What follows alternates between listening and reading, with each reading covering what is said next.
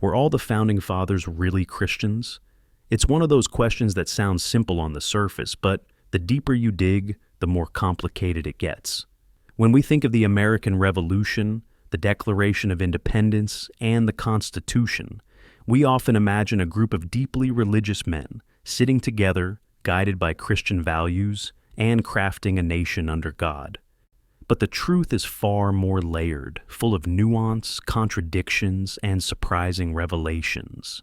Today we're going to unpack this mystery, and by the end, you might never see the Founding Fathers in quite the same way again. Let's start with the image we usually have. The phrase, "In God we trust," is printed on money. The Pledge of Allegiance says, "One nation under God." Politicians constantly invoke the founders as defenders of Christian faith. For many people, it feels obvious. America was built as a Christian nation, and its founding fathers were devout Christians.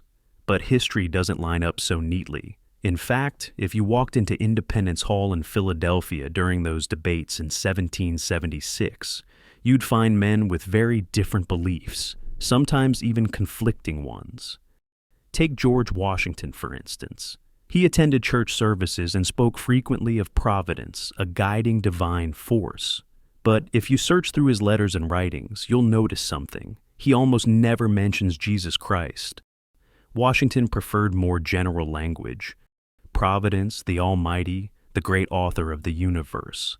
Was this just the style of the time, or was he intentionally vague to avoid pinning down his personal beliefs? Some historians argue Washington was an Anglican Christian who simply avoided religious controversy. Others say he leaned toward deism, a belief in a creator who set the universe in motion but doesn't interfere in human affairs. The ambiguity is part of what makes his legacy so fascinating.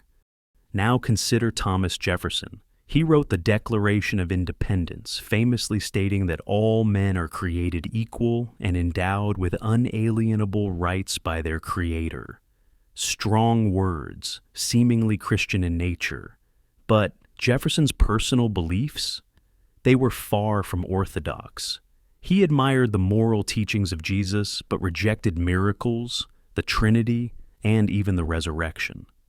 Jefferson went so far as to create his own Bible, literally cutting and pasting passages from the New Testament to remove all supernatural elements. What was left was a book of pure moral philosophy, stripped of divinity. To Jefferson, religion was useful as a guide for ethical behavior, but he wanted to separate it from government as much as possible. He even coined the phrase, "a wall of separation between church and state." So, while Jefferson believed in a higher power, calling him a traditional Christian would be misleading. Then there's Benjamin Franklin, one of the most colorful of the founders. Franklin was raised in a Puritan family, but quickly developed independent ideas. By his 20s, he was openly skeptical of organized religion. Yet, Franklin was not an atheist. He believed in God as the creator of the universe, and he even supported religious institutions for the sake of public morality. He once wrote, "The most acceptable service of God is doing good to man." In other words, religion mattered less for doctrine and more for how it encouraged people to treat one another. Franklin could attend church, support multiple denominations, and still keep a personal distance from strict Christian dogma. Like Jefferson, he leaned heavily toward deism. But not all the Founding Fathers were skeptical or unorthodox. John Adams, for example, was a devout man, but even his faith was complicated. Adams was raised a Congregationalist but became a Unitarian, rejecting the Trinity while still holding firmly to Christian morality. He wrote extensively about religion, both criticizing the dangers of clerical power and affirming the need for moral guidance. Adams once said, "Our Constitution was made only for a moral and religious people. It is wholly inadequate to the government of any other." That line is often quoted today as proof that the founders wanted a Christian nation. But what Adams meant by religious wasn't necessarily Christian in the traditional sense. It was more about virtue and moral discipline, which he saw as essential for a functioning republic. Now, if we cross over to Patrick Henry, the fiery orator who declared, "Give me liberty or give me death," here we find someone with more traditional Christian beliefs. Henry was an Anglican who firmly believed that America's independence was guided by God's hand. He wanted the new government to be built explicitly on Christian foundations, though he didn't get his wish fully realized in the Constitution. Speaking of the Constitution, here's a detail most people don't notice. The document itself does not mention God, not once. The Declaration of Independence invokes a creator, nature's God, and divine providence. But the Constitution, the supreme law of the land, is entirely secular.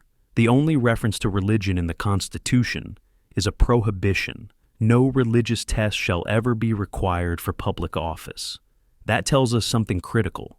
While some founders were personally Christian, they deliberately avoided making the United States a Christian state. And this is where things get even more complicated. On one hand, many of the founders believed in God and valued religion as a source of morality. On the other, they were deeply cautious about mixing faith with politics. The memory of religious wars in Europe, the persecution of Catholics, the Protestant Reformation, the 30 Years' War, was still fresh. They wanted to avoid repeating those mistakes. So instead of declaring America a Christian nation, they created a framework where religion was left largely to individuals. But here's where the contradictions show. While Jefferson spoke of freedom of conscience, he also criticized priests as corrupt and oppressive. Washington spoke of providence but rarely attended communion. Franklin praised religion but never committed to one denomination. Even Adams, devout in his own way, rejected central Christian doctrines. If we're honest, the Founding Fathers weren't a united block of pious Christians. They were a spectrum, from traditional believers like Patrick Henry and Samuel Adams, to skeptical deists like Jefferson and Franklin, to those who carefully straddled the line like Washington. So, why then does the myth persist that they were all Christians and united in faith? Partly because later generations wanted to see it that way. In the 19th and 20th centuries, as America grew, many leaders emphasized the religious roots of the nation to inspire unity. During the Cold War, when the U.S. was locked in ideological battle with the atheist Soviet Union, the idea of America as a Christian nation became politically powerful. That's when "Under God" was added to the Pledge of Allegiance in the 1950s, and "In God We Trust" became the national motto. In other words, our modern image of the founders as devout Christians is, at least in part, a product of later reinterpretation. So, were all the Founding Fathers Christians? The answer depends on what you mean by Christian. If you mean church-going men who followed the Bible literally and believed in every doctrine, then no, absolutely not. Jefferson rejected miracles. Franklin doubted dogma. Adams denied the Trinity. Washington kept his distance from doctrinal disputes. At the same time, if you mean men who believed in God, valued religious morality, and were shaped by Christian culture, then yes, in some sense, they were.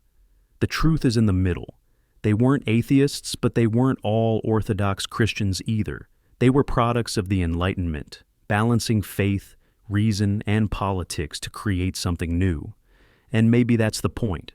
The founders didn't want to impose a single religion on America.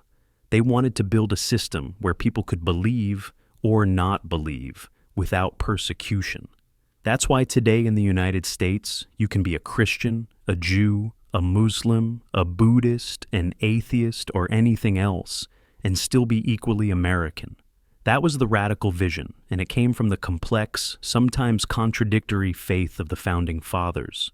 So, the next time someone tells you the founders were all Christians, you'll know it's not that simple. Some were devout, some were skeptical, and most were somewhere in between. But together, they created a country where freedom of belief itself became the foundation. And that, perhaps, is the greatest legacy they left behind. If you enjoyed this deep dive into history, don't forget to hit the like button, subscribe to the channel, and ring the bell so you never miss a new video.